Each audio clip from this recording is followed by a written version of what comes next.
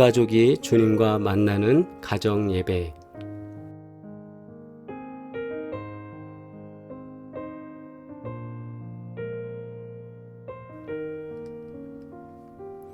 삼분 기도의 시간입니다. 주여 믿음을 더하여 주소서. 우리 기도드리겠습니다.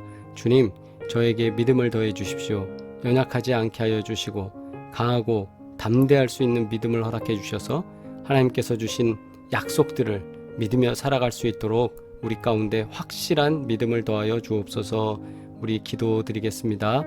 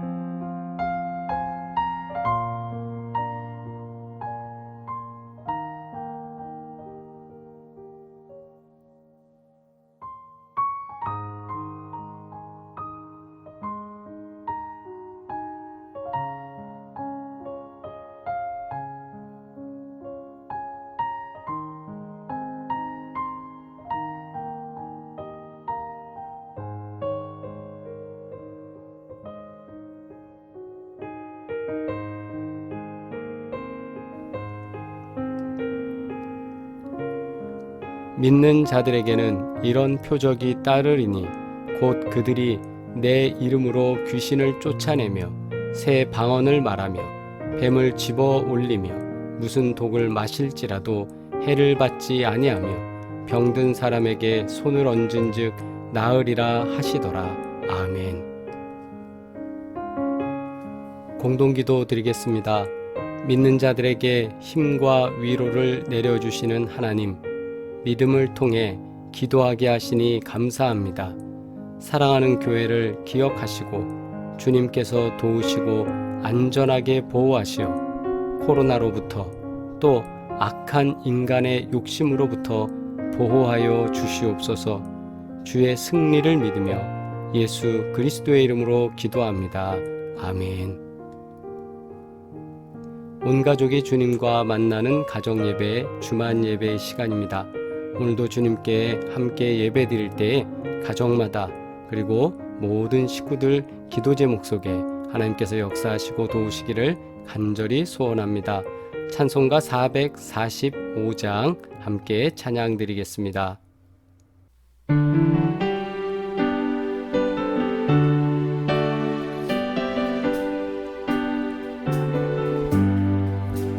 대산을 넘어 험곡에 가고 빛 가운데로 걸어가면 주께서 항상 지키시기로 약속한 말씀 변치 않네. 하늘의 영광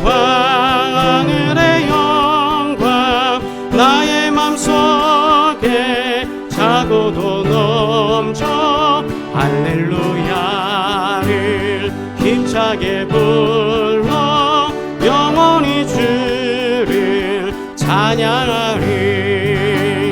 캄캄한 밤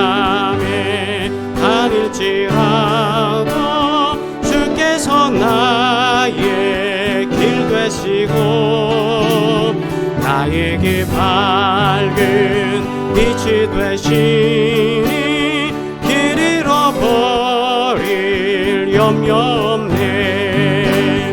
하늘의 영광 나의 맘속에 차고도 넘쳐 할렐루야를 힘차게 불러 영원히 주를 찬양하리.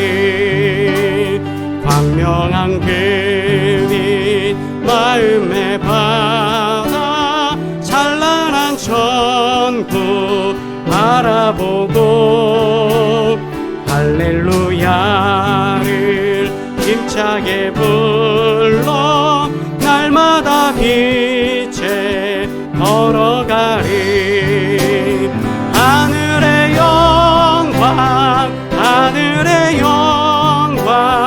나의 맘속에 차고도 넘쳐 할렐루야를 힘차게 불러 영원히 주를 찬양하리. 아멘. 주님의 기도 드리겠습니다.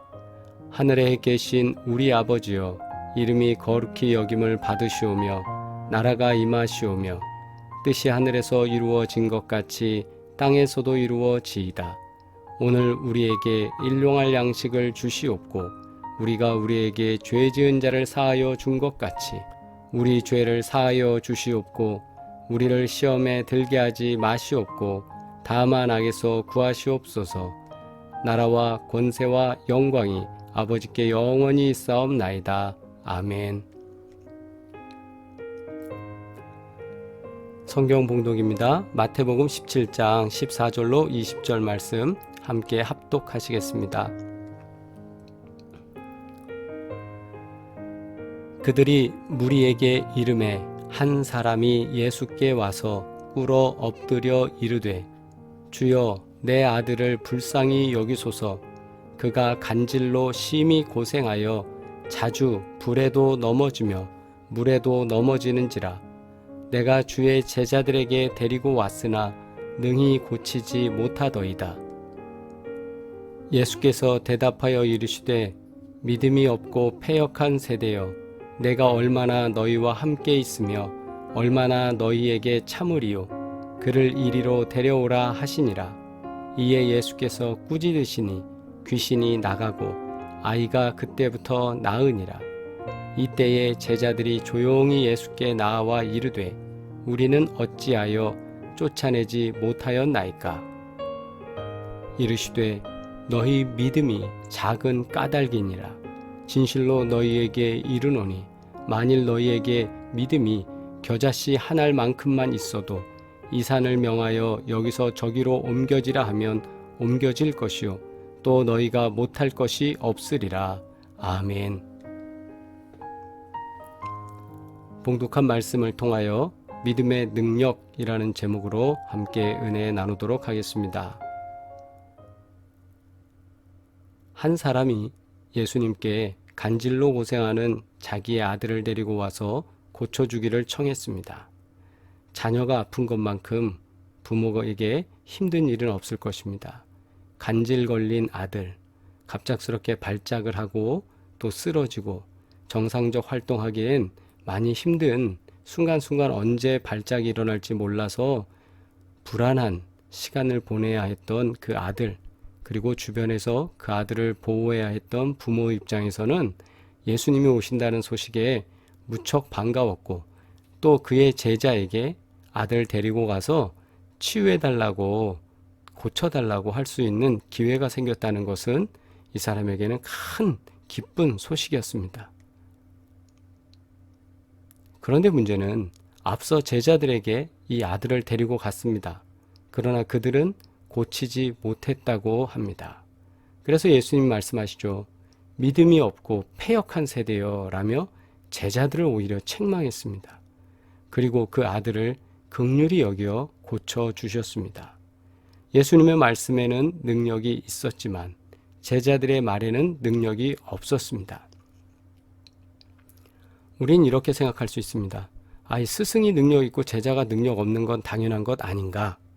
그러나 예수님의 생각은 달랐습니다. 예수님은 그들에게 능력을 부어 주셨고 능히 할 수 있도록 해 주셨습니다.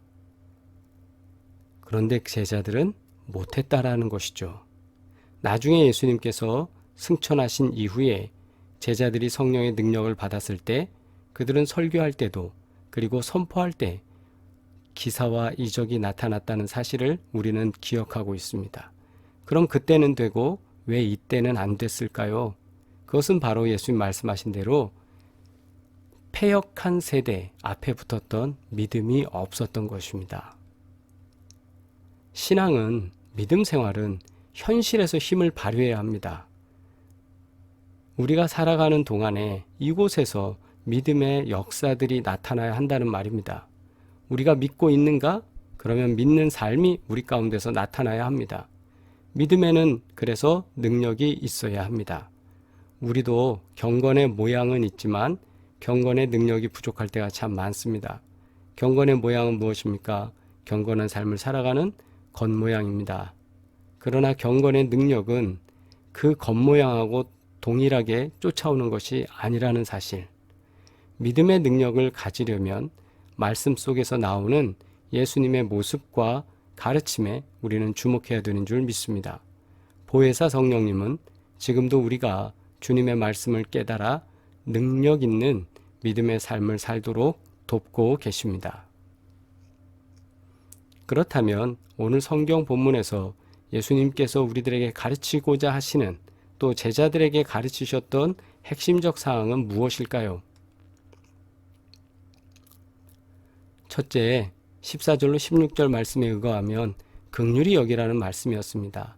그들이 무리에게 이르매 한 사람이 예수께 와서 꿇어 엎드려 이르되 주여 내 아들을 불쌍히 여기소서. 그가 간질로 심히 고생하여 자주 불에도 넘어지며 물에도 넘어지는지라. 내가 주의 제자들에게 데리고 왔으나 능히 고치지 못하더이다. 아이의 아버지는 자기 아들이 오랫동안 병으로 고생했다고 예수님께 하소연합니다. 고통받고 있는 아들의 모습을 말씀드리며 불쌍히 여겨달라고 간절히 호소합니다. 예수님은 고통 속에 있는 이 아들을 긍휼히 여기시고 병을 고쳐주셨습니다. 복음서에 보면 예수님은 각색 병자들과 소외받는 사람들 그리고 어려움 겪는 이들을 항상 긍휼히 여겨주셨습니다. 예수님은 지금도 병으로 고생하는 사람들과 어렵게 사는 이들을 불쌍히 여기시고 치유해 주신다는 사실을 믿으시길 바랍니다. 히브리서 4장 16절에 우리는 긍휼하심을 받고 때를 따라 돕는 은혜를 얻기 위하여 은혜의 보좌 앞에 담대히 나아갈 것이니라. 주께 나아가 긍휼하심을 입고 세상을 향해 긍휼을 베풀고자 할 때 주님은 그런 우리의 믿음을 통해 역사하십니다. 두 번째로 믿음이 없음을 또한 17절에 책망하고 계십니다. 예수께서 대답하여 이르시되 믿음이 없고 패역한 세대여 내가 얼마나 너희와 함께 있으며 얼마나 너희에게 참으리요 그를 이리로 데려오라 하시니라. 제자들이 아이의 병을 고치지 못한 것을 아신 예수님은 믿음이 없고 패역한 세대라고 질책하셨죠. 이를 헬라어 원문으로 보면 불신앙적이며 정도를 벗어난 세대, 즉 이 패역한 세대라는 것이 원래 가야 될 길에서 벗어나서 옆길로 간다라는 뜻을 가지고 있는 것이에요. 불신앙적이고 삐뚤어진 세대라는 거죠. 아니 믿음이 없어서 삐뚤어진 생각을 가지고 있어서 이 병을 낫게 할 수 없었다. 그러면서 아이의 병을 낫게 하는데 필요한 믿음의 본질을 보지 못하는 제자들의 영적 무지와 비뚤어진 세대를 함께 꾸짖으신 겁니다.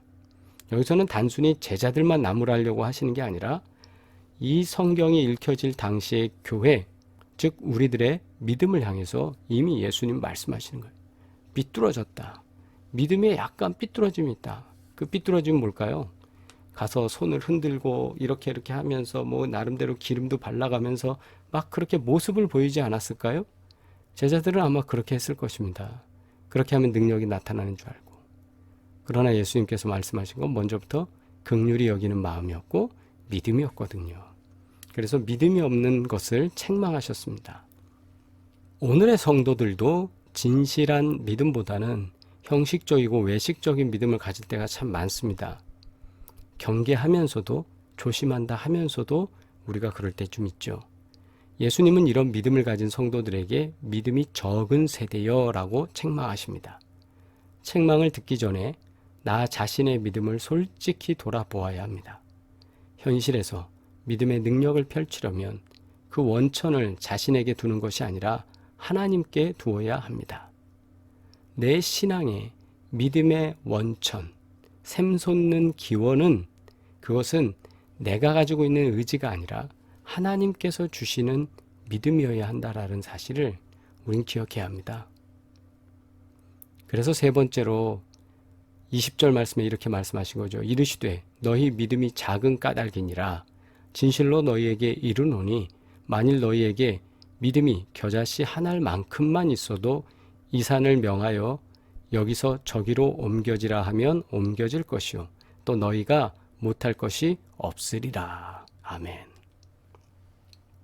겨자씨만한 믿음을 가지라는 말씀인데 유대인들의 본문에 등장하는 겨자씨를 씨앗 중에 가장 작은 것으로 보통 간주한다고 합니다.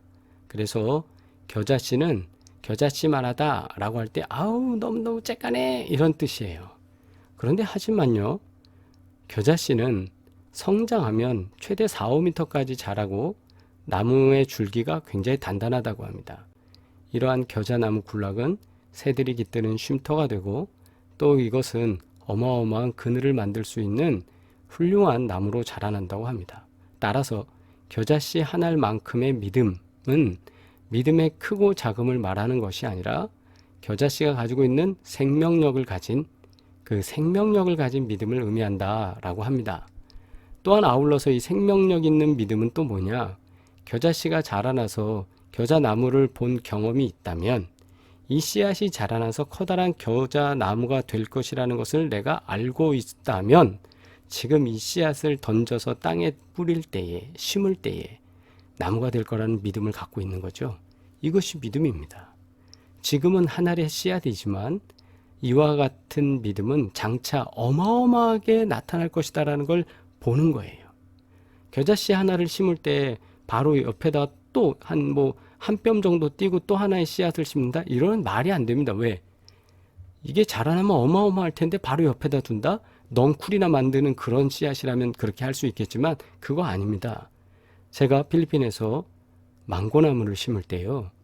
그때 기념식수를 하면서 망고나무를 심을 때도 망고가 자라났을 때의 폭을 생각해서 망고나무를 한 그루 한 그루 심습니다.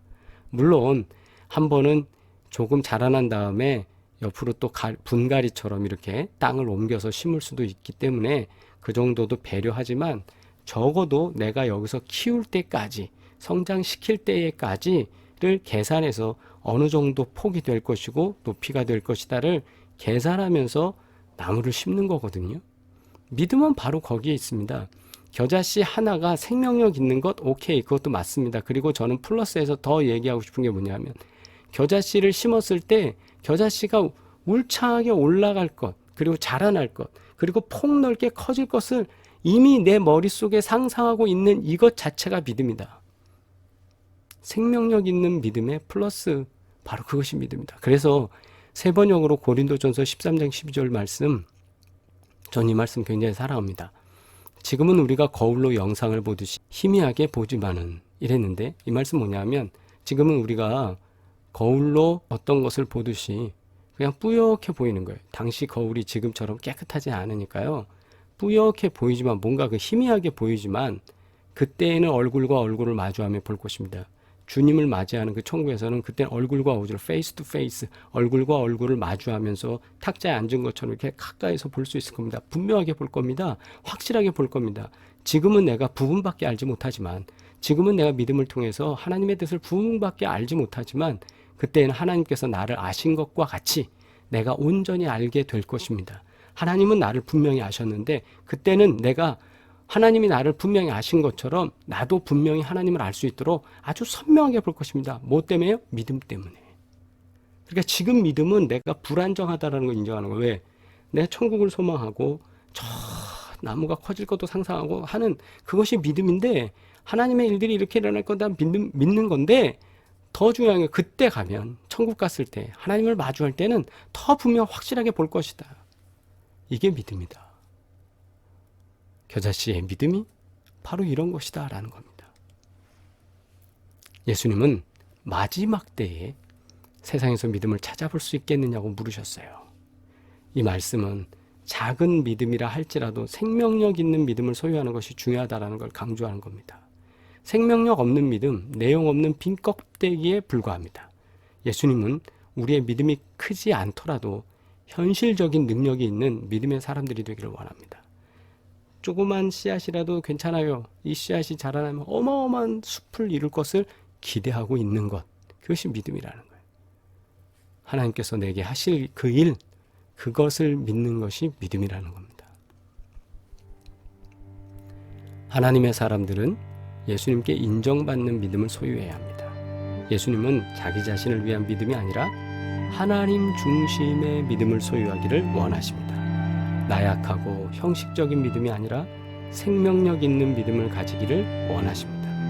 특별히 주님의 성탄을 준비하는 강림절기에 성령님의 도우심을 힘입어 예수님과 바른 관계를 맺고 각각의 삶의 자리에서 능력 있는 모습으로 살아가는 우리가 되기를 바랍니다. 오늘 예수님이 말씀하셨던 성경 말씀 속에서 우리에게 능력 있는 믿음이란 이런 것이라고 말씀하셨습니다. 긍휼로 성도와 이웃을 사랑하라는 것이죠. 믿음을 갖으라는 것입니다. 네 믿음이 어떤 거냐면 겨자씨 하나만한 믿음이라도 돼요.